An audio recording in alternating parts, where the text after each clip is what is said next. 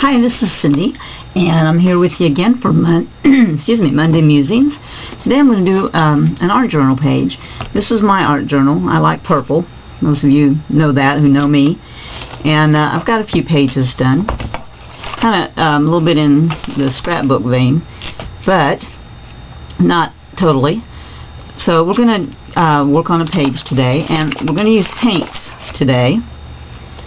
And here's one I started working on, but now we're going to go ahead and make our own. And I've got a lot of things sitting out. First of all, this is the book that I use, and it is available at Outlaw Women's Scrapbook Emporium. And it's the Mixed Media Hansen, and it's very heavy, heavyweight mixed media pages, light enough but sturdy. And if you want something sturdier, just put two together. This is the book that I use. And I'm using paint today, and I'm going to make my own gesso with the Deco Art Traditions texture medium and the light primer. And I'm going to use warm white. You can use any color that you want, but I'm using warm white because I want it to be that light. And then I'm going to use a little bit of extender blender medium, and I'm going to use a color wash, and I'm going to use some October Afternoon spray ink. And let's see, and then I got out some primary colors in the Traditions. You can use, of course, any colors you want, and then I also added a green. And the reason I start with primary colors is because you can get any color that you want from those three colors. You know, millions of colors come from those three primary colors. And then I'm using warm white instead of regular white, because it is a warm color because it has some yellow oxide in it, or yellow ochre, you might know it by. And so it warms it and tones down the brightness. I've got a Hero Arts stamp set that I'm using. Oh, I'm sorry, it's Stampendous. And we do have that in the store. You know, you can use your Wendy Vecchi stamps. Got some of those out. And I have a couple of stencils that I got. We still have a couple of these left over in the bargain basement category. We don't have any more on that we can put in the store, but we do have a couple left over in the bargain basement. And using various stamps, I use this one a lot. It's from Stampendous, the Dragonfly Vine. And you can use any stamps you want, but I would caution you to use some that are bigger and bolder with not so much detail, because it just works better with the viscosity of the paint. So I also have a large Traditions brush that I'm using, and then I have a stencil brush, and you know, you can use any stencil brush that you like. So I'm going to start out. This is my palette pad that I already was working with, and I'm going to get a clean one of those. And I'm going to start out with the texture medium. Now, I have a big jug that was a special run a few years ago, and so I'm using from this because it's already open. But we have the 3-ounce size of texture medium, which is only $2.80, and then less than that if you use the 20% off Traditions coupon. So, and it goes a long way. You can do a lot of things with it. You can make your own gesso with it. You can stencil with it. It's truly like a texture paste. And what I'm doing, let me get a smaller palette knife to clean this off with. What I'm doing is making a gesso, but also a texture medium at the same time. So I'm putting this out. It's kind of like a mud. Put this up, and then I'm going to put some light primer in it. Just squirt a little bit in it, This light primer has a sap sealer in it. It has it primes your surface. It puts down a hard sealer on the surface, and you wouldn't need any other sealer if you use this white primer. One thing to watch for, though, that when it does get on your hands, it's kind of permanent, so you want to wear gloves or put lotion on your hands. And then I'm going to squirt on some of the warm white. Our primer will stay sticky until you mix a color with it.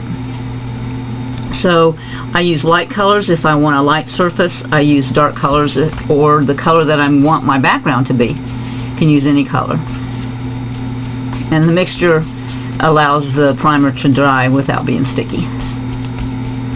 So I'm just going to mix that up until I have some mud.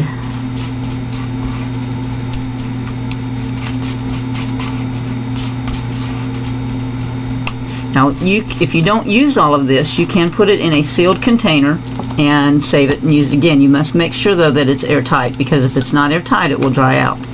I also use this mixture to prime my canvases. Canvas, does come with already gessoed, but it's just a very thin coat. I'm going to get a canvas.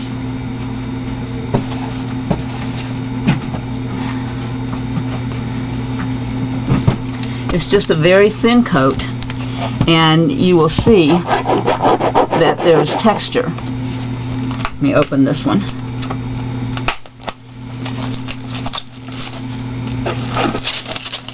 And you can feel and see that there's texture. That's hard on your brushes. Even when you're not using artist brushes, it's really hard on your expensive brushes, but it's hard on the cheap ones too. It will wear your cheap ones down to a nub, and it will rough up your expensive ones to where you can't get a smooth edge. But even though it's gessoed, it's rough. So what I do is I make this gesso mixture, and then I spread it on here, and I use a credit card or a wallpaper scraper or chisel, something like that, to scrape it flat. And I dry it, and I do it again 2 or 3 times until that gesso, and you can use regular gesso to do this too. I recommend you doing this before painting on any canvas. You do it until the holes fill in and you have a smooth surface. It may take 3 times, may take 4 times, depending on if you have what grade of canvas you have. If you have a portrait grade, it'll take less coats. If you just have regular grade canvas, then it'll take a couple more. But if you have inexpensive canvas from your hobby stores, then it's going to take a lot. As with brushes, you get what you pay for with canvas. Okay, so now I'm going to get my journal back out. Let's see, let's make sure it's pointed toward you. Okay. And I'm going to take my palette knife. Now you can do this with your fingers, you can do it with an old credit card, and I use a palette knife, and I just want to get some of it up here, and then I'm going to spread it around like I'm spreading spackling. I want texture. I don't want it to be smooth. You do kind of want to stay away from some real thick spots, because then it'll take much longer to dry, but you want it to look like rough plaster, because that sets up a resist. Okay, there's that page, and let me come over here, get the rest for this page.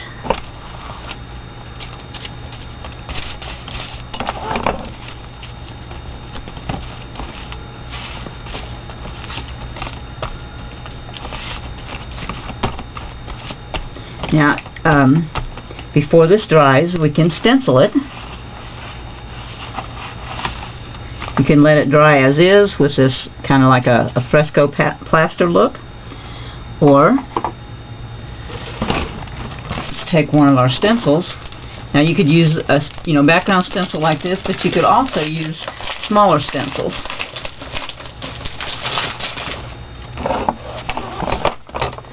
And I'm going to push it down, and I'm going to use my brayer to do that. Well, I think. Yeah, that's kind of cool.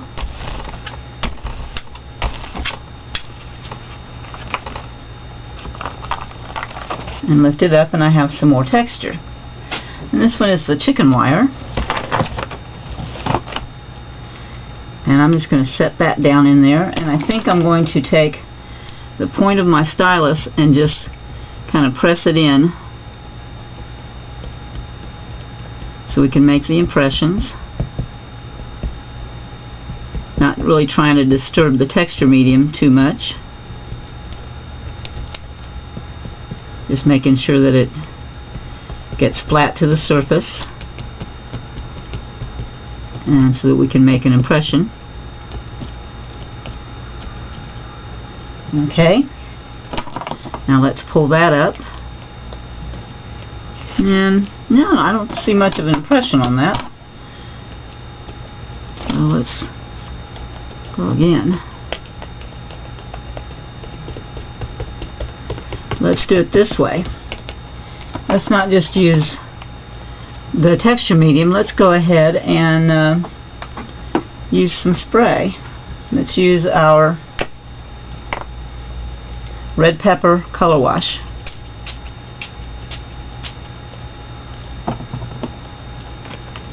There we go. Now we've got some texture and some design.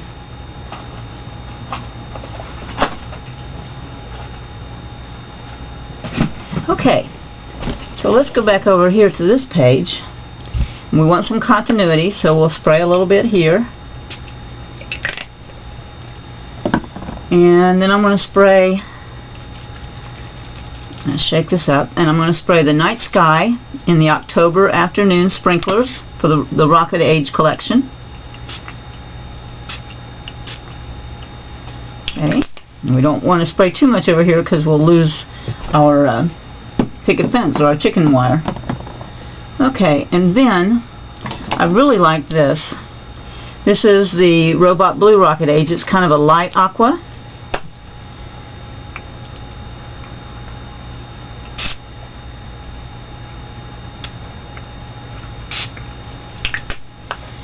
Okay, like those colors together. And then you're going to want to take your dryer gun and dry this off before we go any further.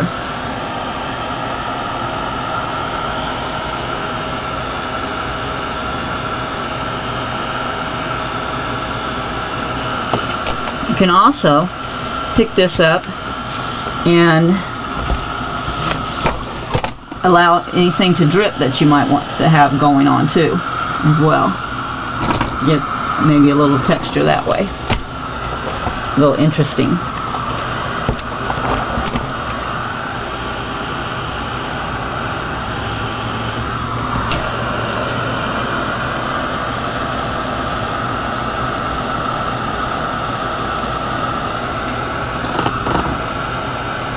Now if you spread your texture medium thinly enough, then this should not take too long to dry.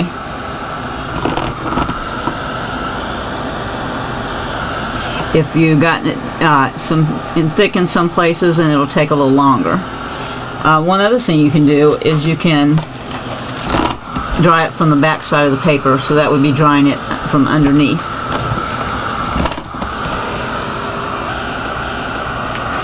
Now you should decide on a theme for your page. If it's just going to be some random thoughts, you could think about putting on some journaling tickets, or maybe just use some matte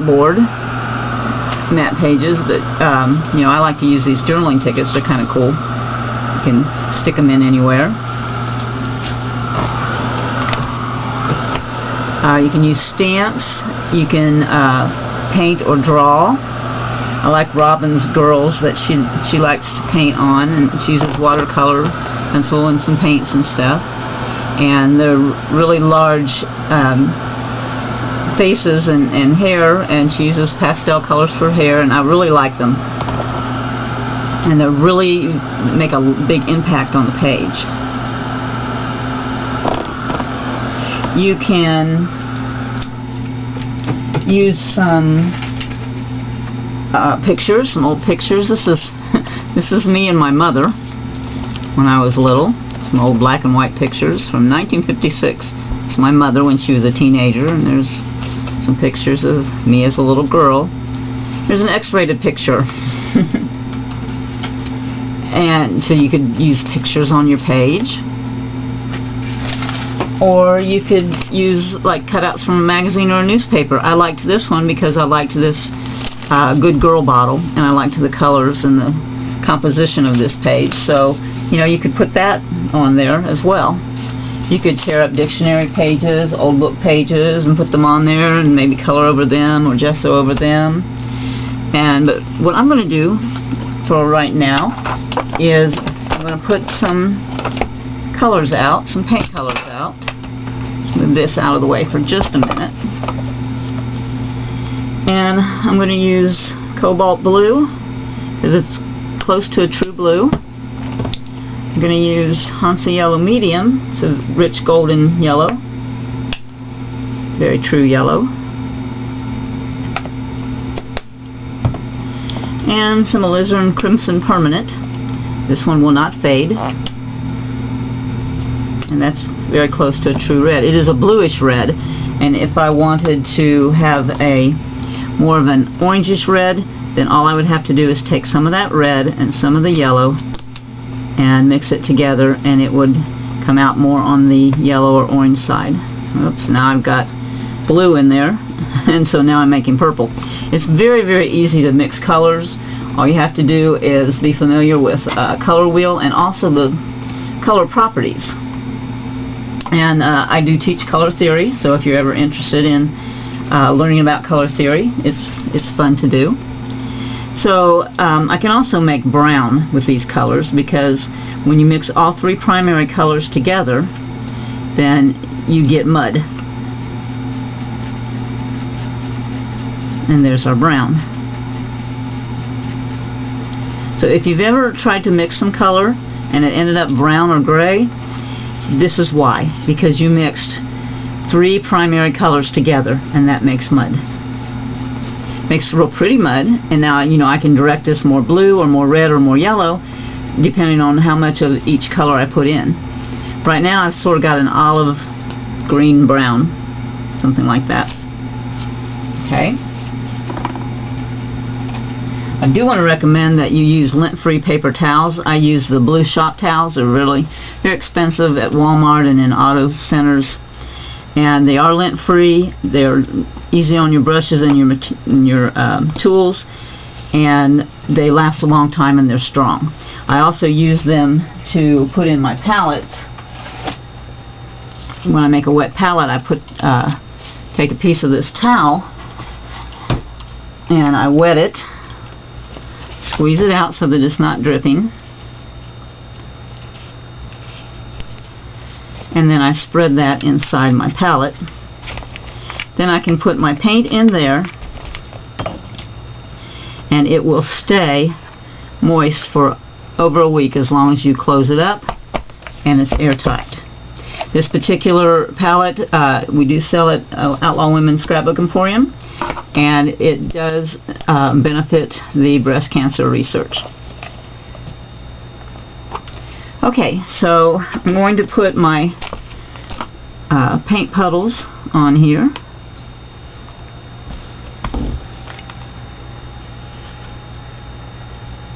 Blue and my yellow. You want to always keep your palette knife kind of clean, so that you don't get a mess like I just got. Okay, so I'm going to set this off to the side, and I'll be working with it. Okay, and let's come back in here with our journal and